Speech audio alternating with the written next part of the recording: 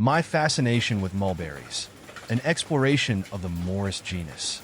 As a lifelong lover of all things botanical, I, Fergvu, have always been drawn to the unique beauty and diversity of the plant world. Among the countless genera that have captured my attention, Morus, more commonly known as mulberry, holds a special place in my heart.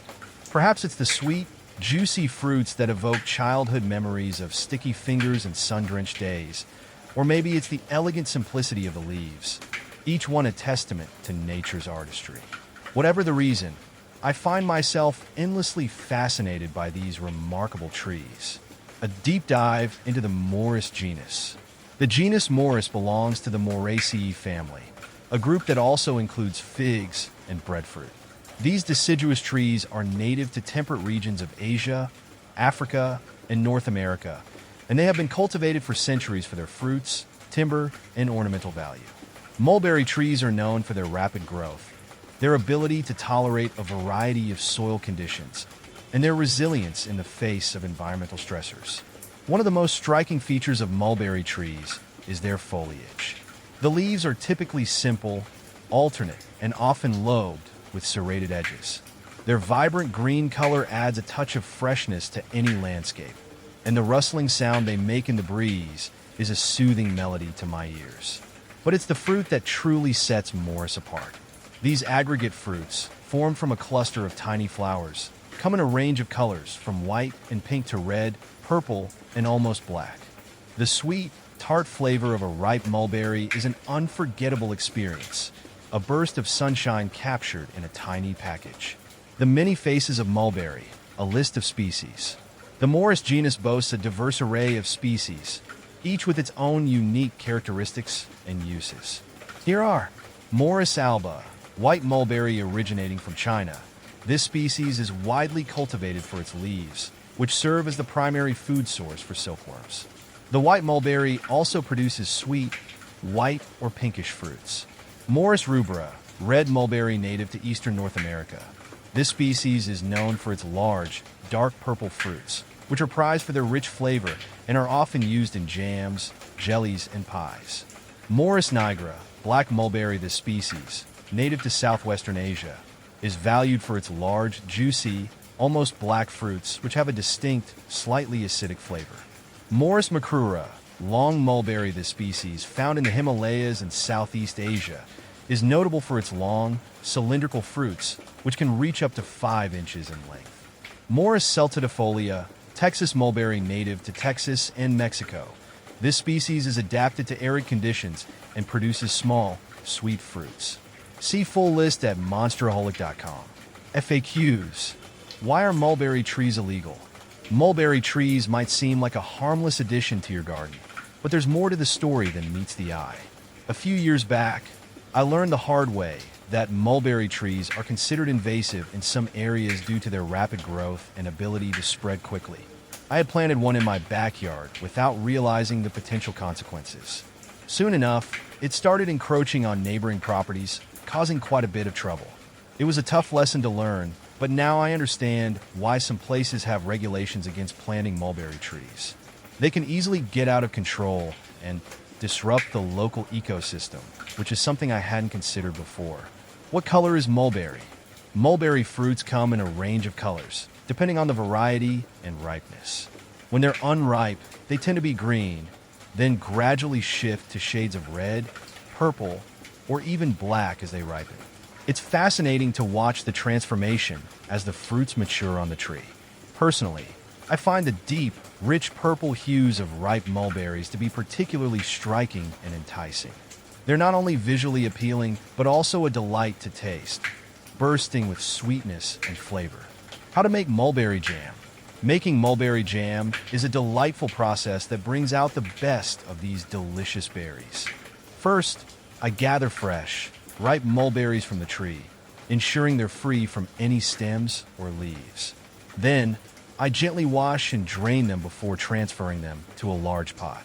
To enhance their natural sweetness, I add a bit of lemon juice and sugar, adjusting the quantities to taste. I let the mixture simmer over low heat, stirring occasionally until the berries break down and release their juices, creating a thick, luscious jam. Finally, I pour the hot jam into sterilized jars, seal them tightly, and let them cool before storing them in the pantry. The result is a vibrant, flavorful mulberry jam that captures the essence of summer and can be enjoyed year-round. Is mulberry good firewood? Mulberry wood is indeed excellent for burning in fires and wood stoves.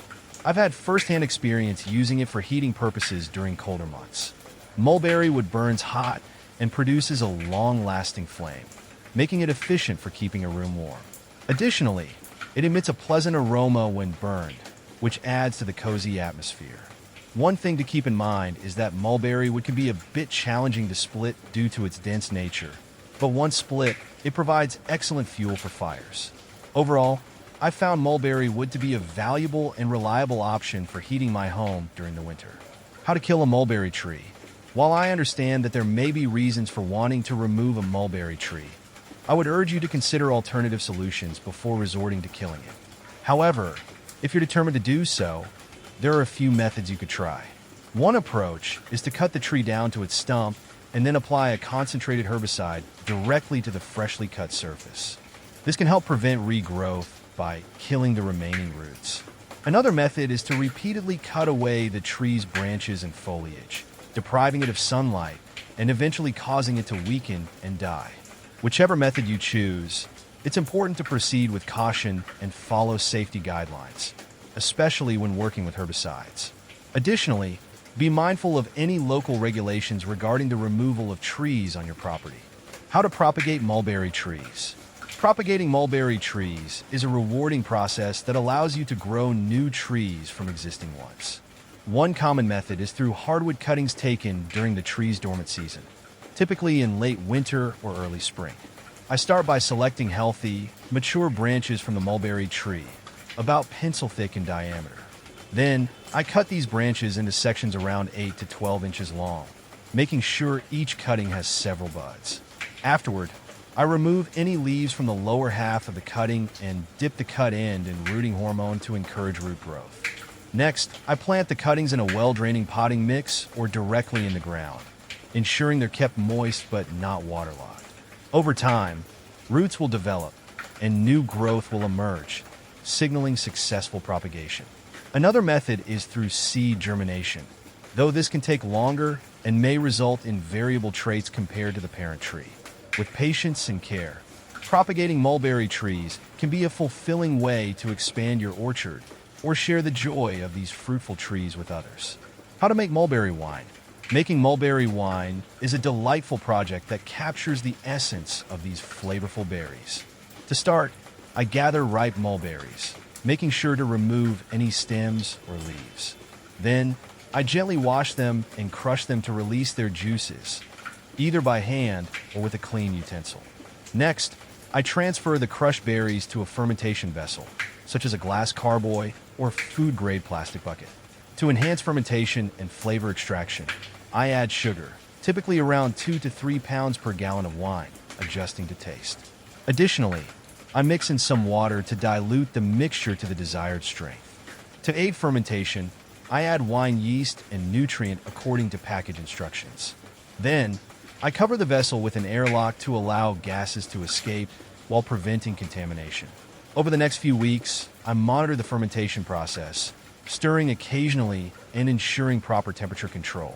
Once fermentation is complete, I siphon the wine into clean bottles, leaving behind any sediment at the bottom.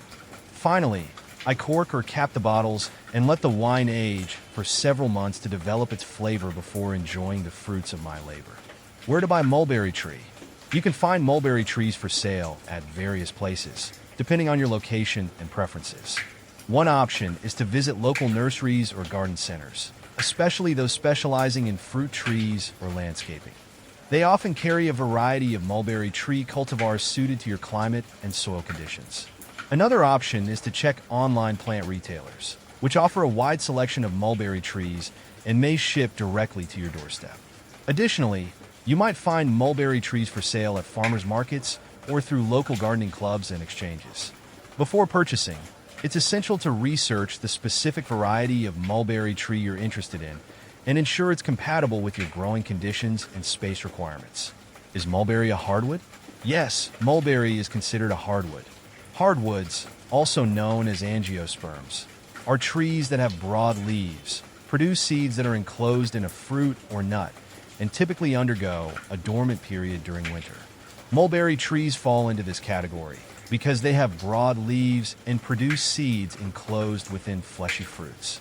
The wood of mulberry trees is known for its durability, strength, and attractive grain patterns, making it suitable for a variety of woodworking projects, including furniture, flooring, and decorative items. Can dogs eat mulberry? While mulberries are safe for human consumption and are enjoyed by many people, it's important to be cautious when it comes to letting dogs eat them.